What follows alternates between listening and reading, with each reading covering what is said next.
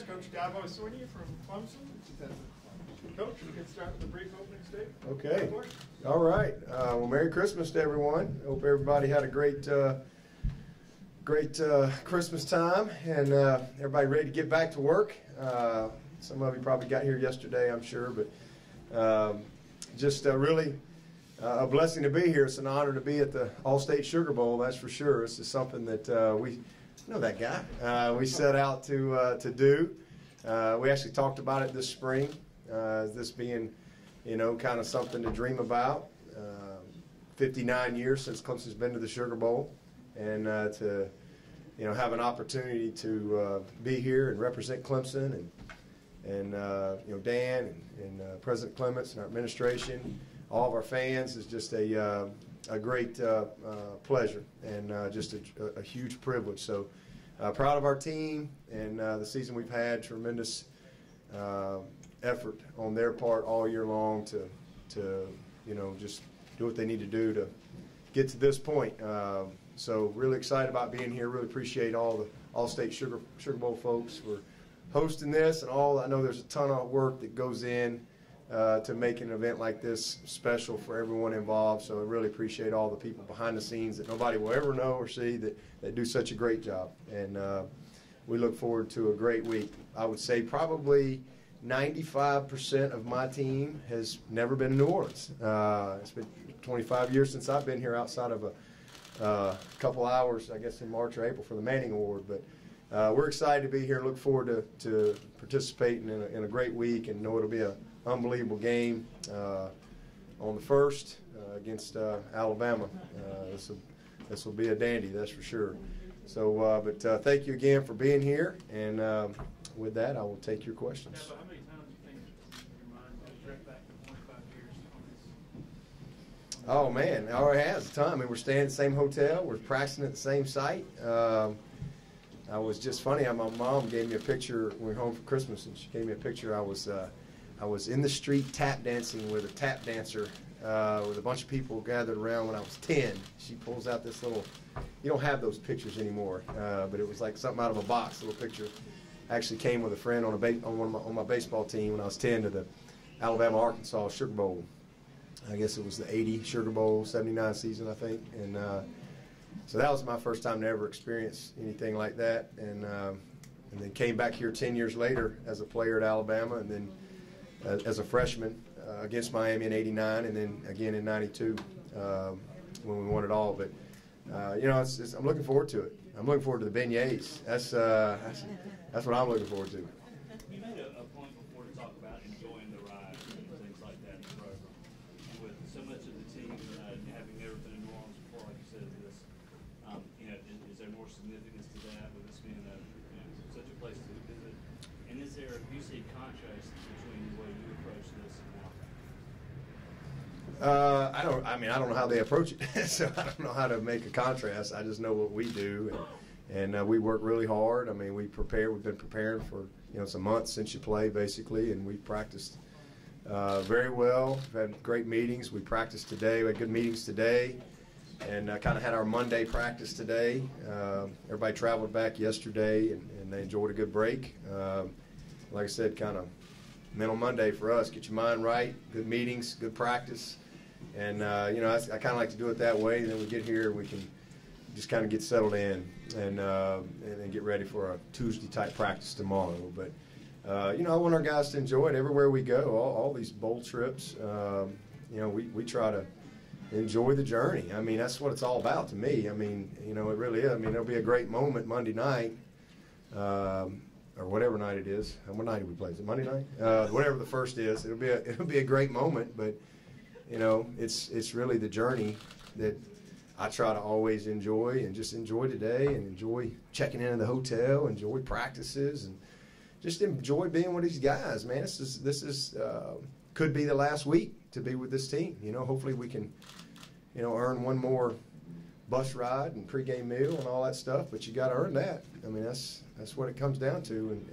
But I want them to enjoy it and have some fun, look back on their time, and But we always say, hey, the fun's in the winning. Ultimately it comes down to that. You want to win the game, but I don't think you got to be miserable to do that. in the process. So, you know, it'll be a great week. I'm looking forward to it. Dabo, as a coach and as a competitor, how much have you enjoyed these last 2 games with Alabama? Well, I enjoyed it a lot last year. It was great. That was one of the best moments of my life, and it stunk the year before. Like I said, fun's in the winning. You know, I don't enjoy losing ever, but you know, it's been great to compete against Alabama. I think as for us, as we've tried to grow our program the last 8 years, this is my 9th year as the head coach. I think one of the things that was a goal of mine 9 years ago was to build a program that could be consistent, and to build a program that you know, embraced competing against the best. And I mean, Alabama has been the best, no doubt about it. It's just the bottom line. So I think for me, the first time to compete against them was something that was really excited about, just because to me they have been the standard. And how you going to measure up? And I think that was something going into that game.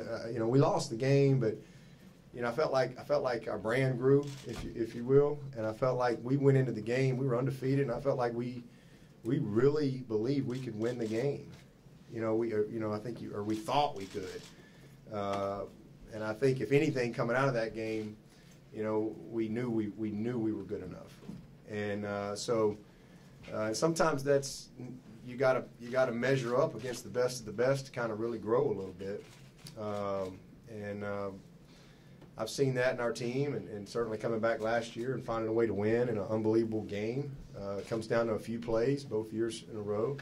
So I enjoy, you know, and obviously there's a lot of connections, you know, personally and professionally. There's a lot of connections, and I have an unbelievable amount of respect for Alabama. That's never going to change. But it's kind of become now it's like, all right, this is I'm getting tired of this. All right, let's get somebody else in here, but you know, they just don't go away, man. That's why they're Alabama. So I think, but at the end of the day, when you're competing to be the best in college football, you're going to end up playing these guys somewhere along the way. So it's just kind of the way it's supposed to be, and it's a lot of fun. We look forward to, enjoy it, and I don't have any doubt it'll be a heck of a game. Dabo, smart. Dabo, 2 things. First of all, you're talking about 25 years ago. Are there any reunions of teams you might be missing this weekend? And secondly, could you talk about your personal and professional relationship with Dan and the coaches? I don't know if there's any reunions this week. I went to one during the season. I had a ball. It was actually in Tuscaloosa. I should have stuck around and watched the game. Could have scouted them a little bit, but I was gone before it kicked off. I had a great 25-year reunion with a bunch of my teammates, and I'm sure a lot of those guys will be in town. But you know, we got a lot of work to do. I'm sure I'll maybe bump into a few guys along the way. But as far as Dan, I got an unbelievable relationship with Dan. He's as good as it gets. He's a great AD, very easy to work with. He's got a lot of vision. He's very proactive, which I really enjoy that part of him. He's very smart.